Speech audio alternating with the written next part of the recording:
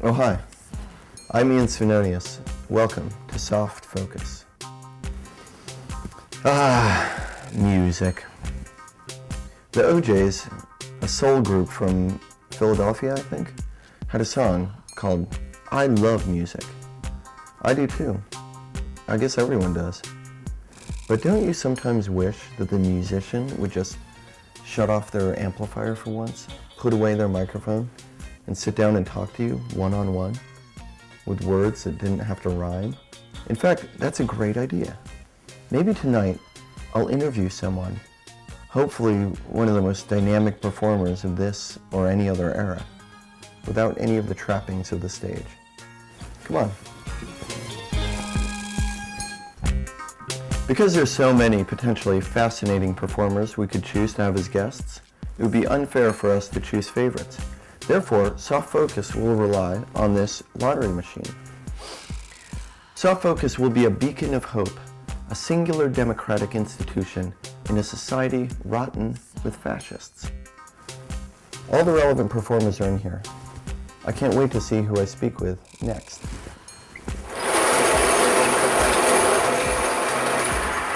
My next guest will be Andrew W.K. Andrew W.K. is a famous composer of rhythm and melody who reinvented rock and roll for the 21st century, beginning with his landmark album, I Get Wet. I can't wait to speak with him.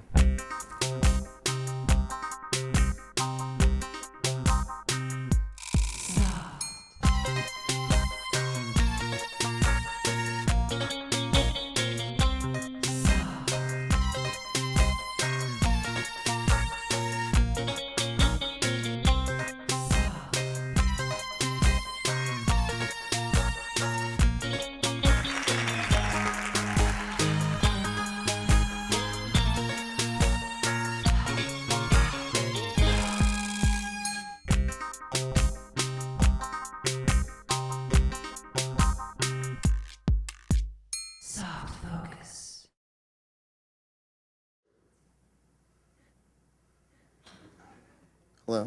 Hi. It's a nice place. Never been to this theater before. You were telling me earlier that it was the last Frank Lloyd Wright designed structure.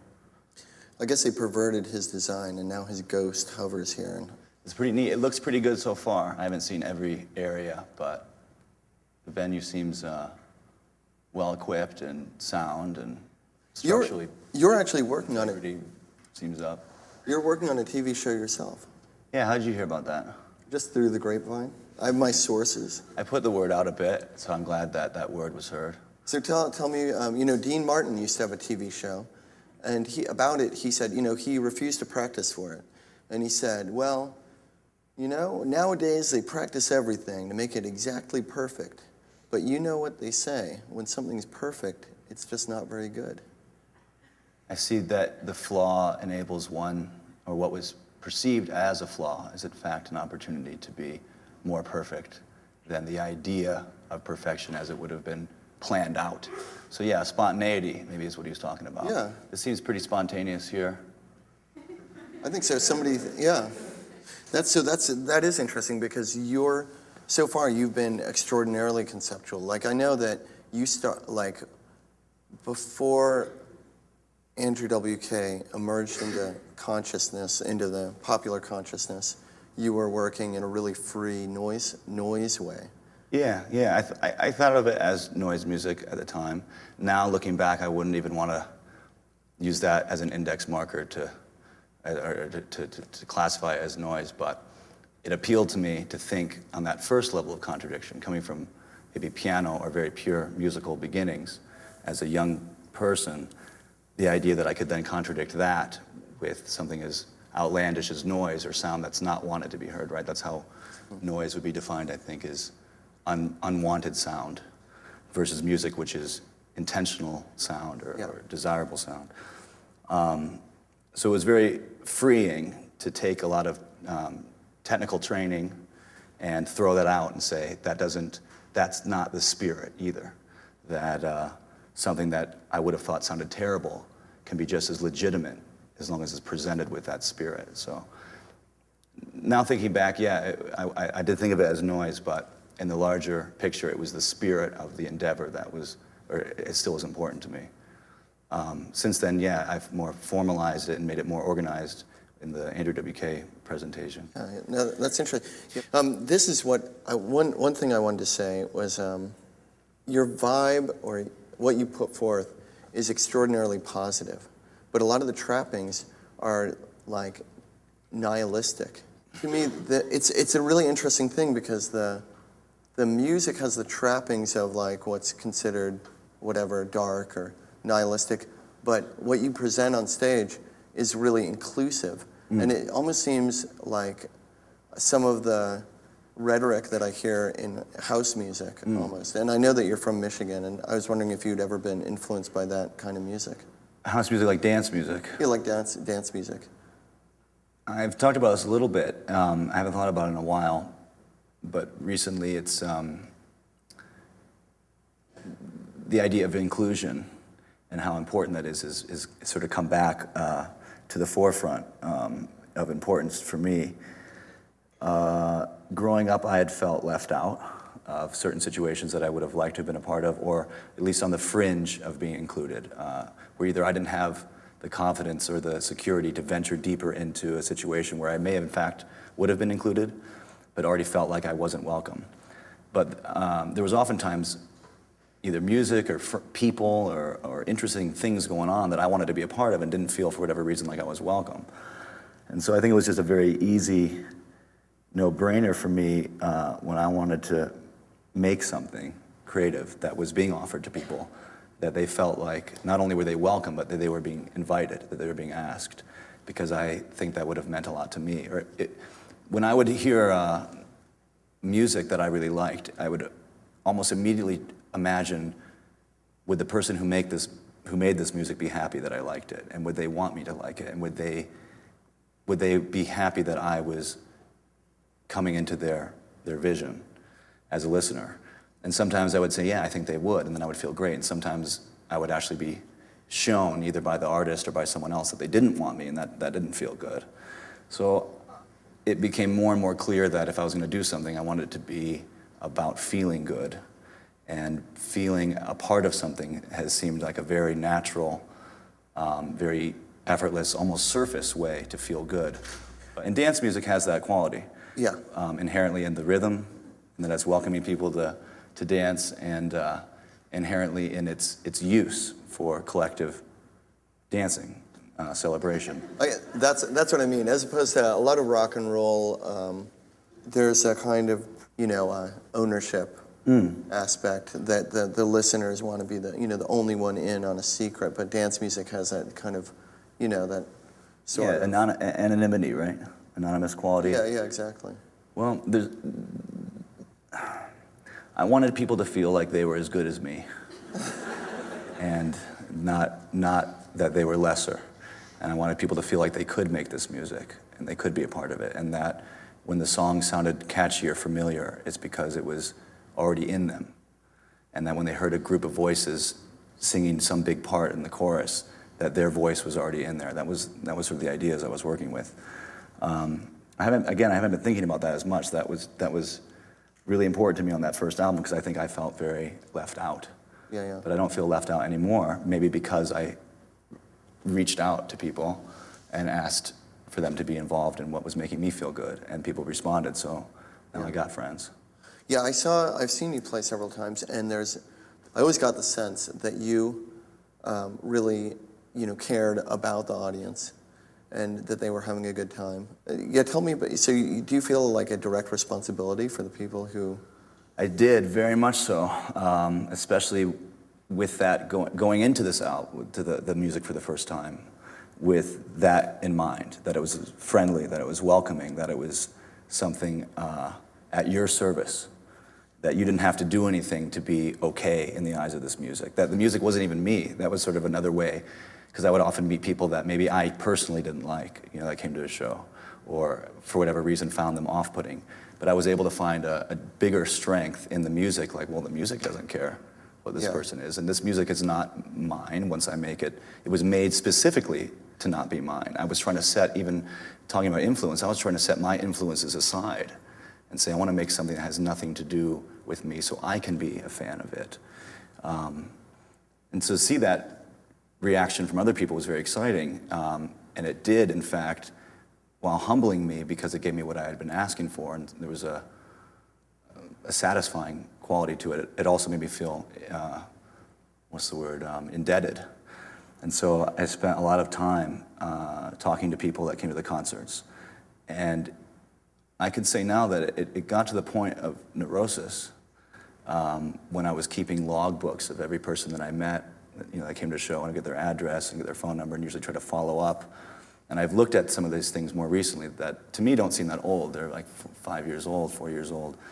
But I can examine the state of mind I was in at the time, and I think I began to weigh myself down with a feeling of obligation or expectation that was actually being put upon me by others, but I had felt since I'd instigated it by welcoming them that even if it was their idea, what they wanted from me, that I felt they had a right to expect it. So then I kind of turned away from that a bit and tried to gain perspective by removing myself from that role.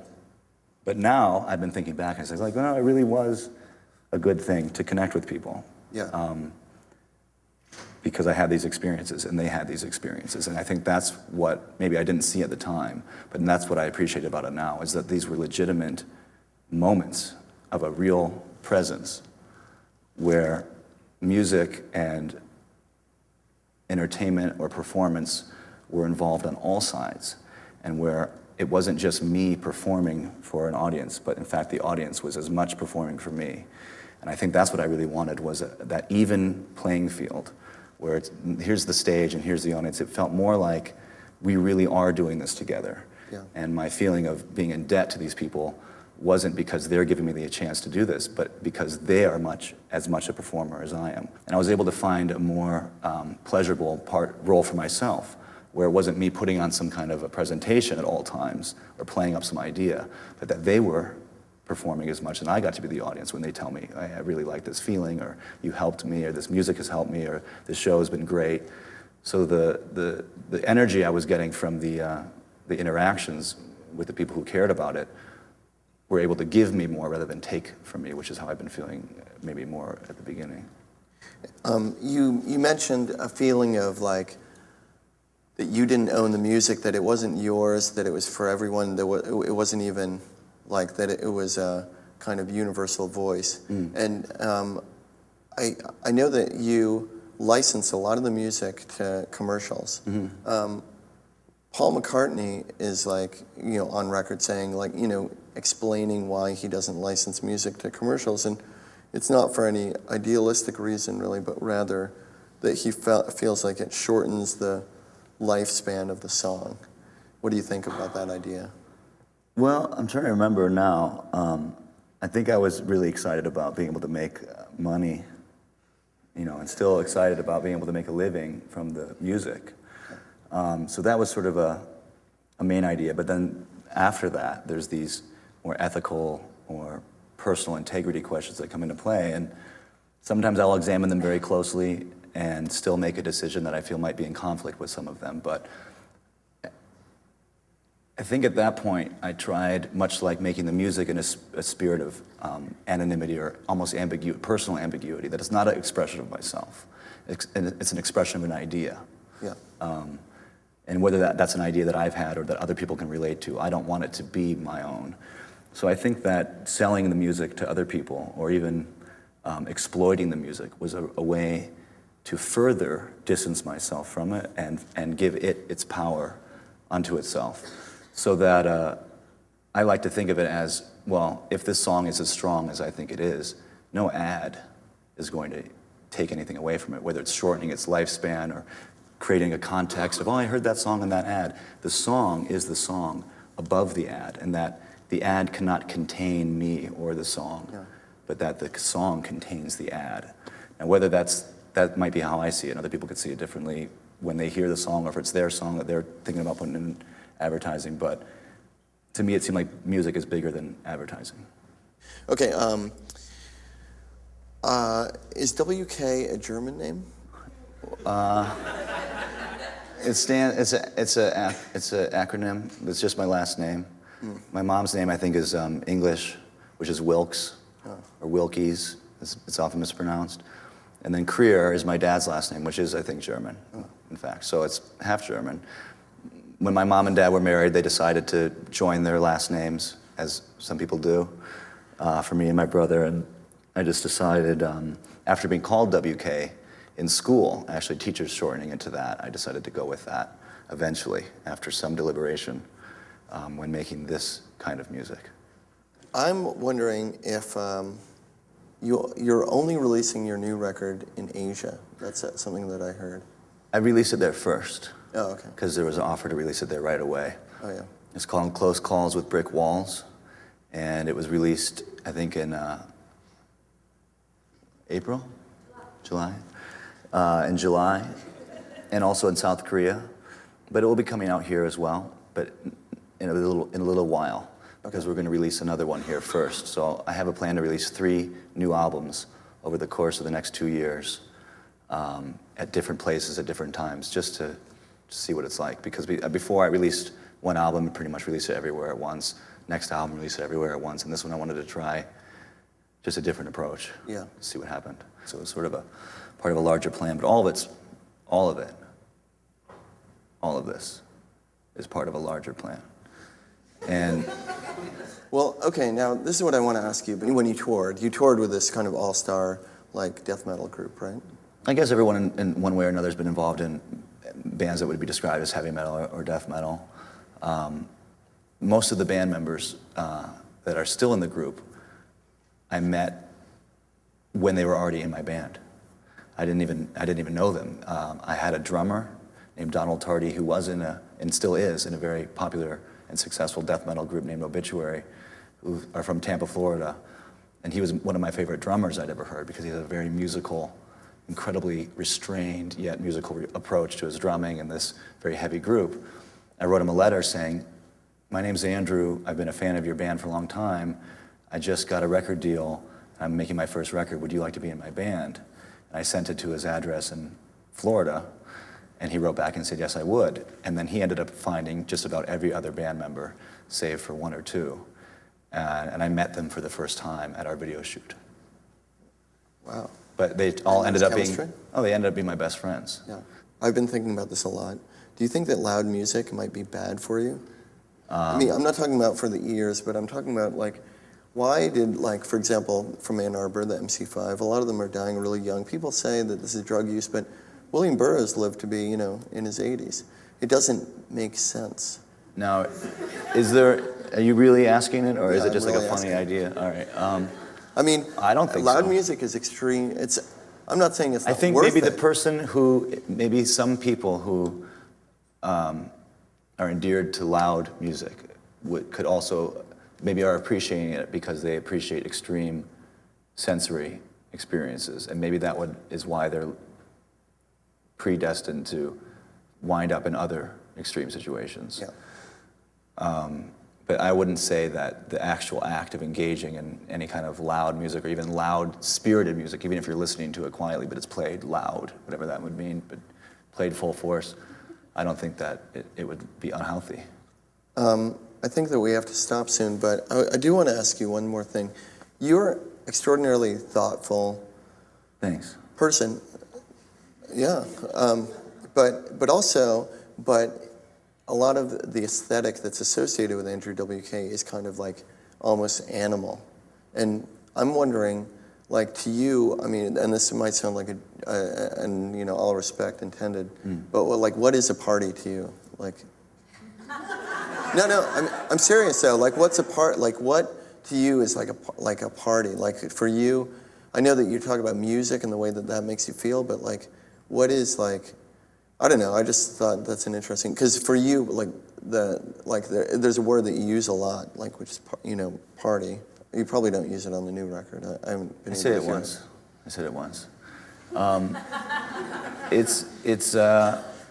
It's not for me to say. It's for each person, I think, to decide for themselves if we take party to mean the most pleasurable active experience. I picked that word because it was very universal and also very particular. Yeah, but there was a blankness to it.